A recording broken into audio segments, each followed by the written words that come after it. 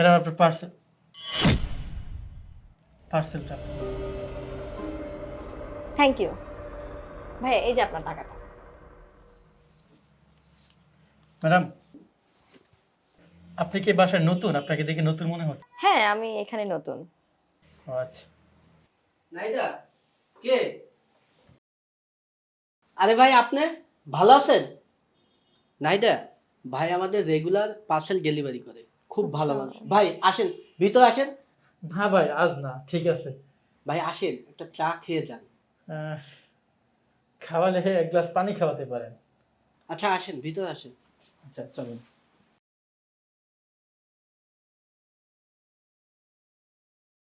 ভাই বাসার মধ্যে আছেন, এখন আপনি হেলমেট পরে আছেন, কেমন হলো না? হেলমেটটা খোলেন।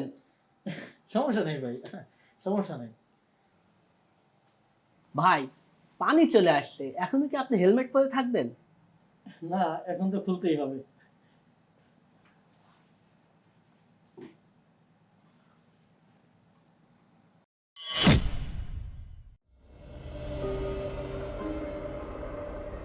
নাহিদা কি হয়েছে তোমার? কোনো সমস্যা? ভাইয়া ও আর কি বলবে? বয়ফ্রেন্ডের বাসায় যদি নিজের হাজবেন্ডকে দেখে, কেউ কি কথা বলতে পারে? ওর তো সে কথা বলার ভাষাই নেই। নাহিদা কি বলে? যা বলতেছে তা কি সত্য? নাহিদা তুমি কি একটু বলবে তুমি এখানে কেন? আমি কখনোই ভাবি নাই তোমাকে এইভাবে, এই অবস্থায় আরেকটা মানুষের বাসায় তোমাকে দেখব। কি সমস্যা একটু বলবা? কি সমস্যা তুমি বুঝো না? তুমি যা দেখতেছো ঠিকই দেখতেছো। তোমার সাথে আমি আর সংসার করব না। এই তুমি ভাবলে কি করে যে তোমার মতো একটা ডেলিভারি ম্যানের সাথে আমি থাকবো? আমি তোমার সাথে সংসার করতে পারবো না। আমার বাবা মা কি আমাকে কোনো ডেলিভারি ম্যানের সাথে বিয়ে দিছে? যখন তোমার টাকা পয়সা ছিল তখন আমার বাবা মা আমাকে তোমার সাথে বিয়ে দিছে। এখন নাই, এখন আমিও থাকতে পারবো না। বিয়ের প্রথম প্রথম কয়েক মাস একটু ভালোভাবে দেখাশোনা করতে পারছো, এখন তো কিছুই পারো না। 2টা বছর যাবত কোন শখ পূরণ করতে পারছো তুমি আমার? এই যে দেখো আমার পরের শাড়িটা, এটা ও আমাকে গিফট করছে। তোমার তো মুরদ নাই এরকম একটা শাড়ি কিনে দেওয়ার মতো। এরকম একটা শাড়ি কিনতে গেলে না তোমার 3 মাসের স্যালারি একসাথে করতে হবে। পারবা তুমি আমাকে এরকম একটা শাড়ি কিনে দিতে? সেটা তো পারবা না। তাহলে কি 3 মাস না খেয়ে থাকবা আমাকে শাড়ি কিনে দেওয়ার জন্য? আমি তো না খেয়ে থাকতে পারবো না ভাই, আমি তোমার সাথে থাকতে চাচ্ছি না। নাহিদা তুমি সব কি বলতেছো? আমার যখন সামর্থ্য ছিল আমি তোমাকে চেষ্টা করেছি তোমার সব চাহিদা পূরণ করতে। তুমি জানো যে কিছুদিন যাবত আমার ব্যবসাটা খারাপ যাচ্ছে, তাই আমার ব্যবসাটা বন্ধ করে দিয়েছি। আর কিছু তো করতে হবে না জীবনে চলতে গেলে, তাই আমি ডেলিভারির কাজটা করছি। তো এক সময় তো আমার খারাপ অবস্থা ছিল না, আবার এক সময় ভালো সময় আসবে। তুমি কি বলতেছো এসব? এই তুমি কি চাও? হ্যাঁ, তোমার বাসায় গিয়ে আমি চাকরানির মতো খেটে মরবো? বাসায় তো একটা কাজের লোক রাখারও মুরদ নাই। আমাকে তো সারাক্ষণ খাটাইতে থাকো, ওখানে আমি যেতে পারবো না। দেখো, আমি ওকে ভালোবাসি আর আমি ওর সাথেই থাকতে চাই। তোমাকে তো আমি নিজ ইচ্ছায় বিয়ে করিনি, তাই না? আমার ফ্যামিলির চাপে পড়ে আমি তোমাকে বিয়ে করছি। এখন কেন আমার তোমার সাথেই থাকতে হবে? আমি ওর সাথেই থাকতে চাই। আর তুমি কিভাবে মনে করো যে তোমার মতো একটা ডেলিভারি ম্যানের সাথে আমি থাকবো? আর তোমার জন্য আমি কোনো ফ্রেন্ডদের প্রোগ্রামেও যেতে পারি না, কোনো পার্টিতে যেতে পারি না। ওরা ওদের হাজবেন্ডদের গল্প করে, কিন্তু আমি তো সেটা বলতে পারি না, কারণ আমার হাজবেন্ড হচ্ছে কি ছোট্ট একটা ডেলিভারি ম্যান। আর তুমি যখন সব জেনেই গেছো, তাহলে তো আর নতুন করে বলার কিছু নাই। আমি আমার ডিসিশন নিয়ে নিয়েছি, আমি এখানে থেকে যাব আর তুমি তোমার মতো চলে যাও। আমি সময় মতো তোমাকে ডিভোর্স লেটার পাঠিয়ে দেব।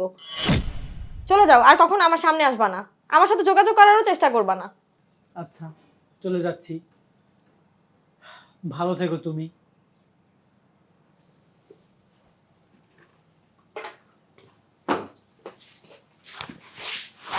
যাওয়ার আগে তোমাকে একটা কথা বলি, কারো দুঃসময়ের সুযোগ নিতে নেই।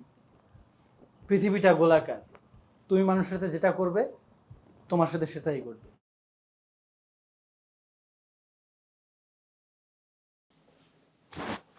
নাহিদা তুমি এই কাজটা কিভাবে করতে পারলে? এত বড় প্রতারণা কিভাবে করতে পারলে বলো? চুপ করে থাকবা না। কি?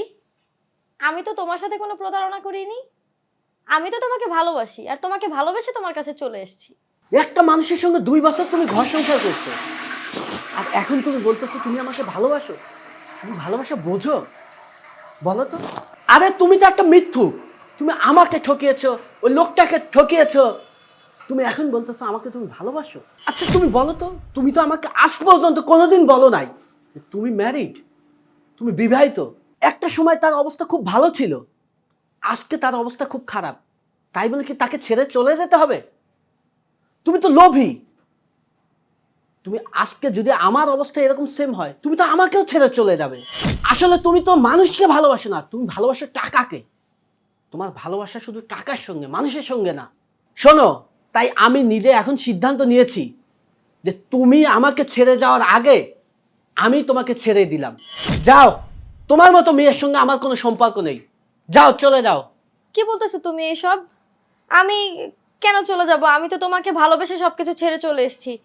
আমি ওর কাছে চলে যাব না। আমি সবাইকে ছেড়ে তোমার কাছে চলে এসেছি। আমি তোমার সাথেই থাকতে চাই। হ্যাঁ, আমি স্বীকার করছি আমি ভুল করে ফেলছি। আমি তোমার কাছে হাইড করছিলাম যে আমার বিয়ে হয়েছে। আসলে আমি চাইনি যে তোমার আর আমার মধ্যে কোনো মিসআন্ডারস্ট্যান্ড হোক। তুমি কিভাবে ভাবলা তোমার মতো একটা মৃত্যুক মেয়ের সঙ্গে আমি থাকবো? তুমি যাও, বেরিয়ে যাও আমার চোখের সামনে থেকে এক্ষুনি। আর তুমি বলতেছো ক্ষমা করব? তুমি বলো তো তুমি ক্ষমা পাওয়ার যোগ্য? তুমি তাড়াতাড়ি বের হয়ে যাও, নাহলে আমি কিন্তু বাধ্য হব দারোয়ান ডেকে তোমাকে বের করে দিতে।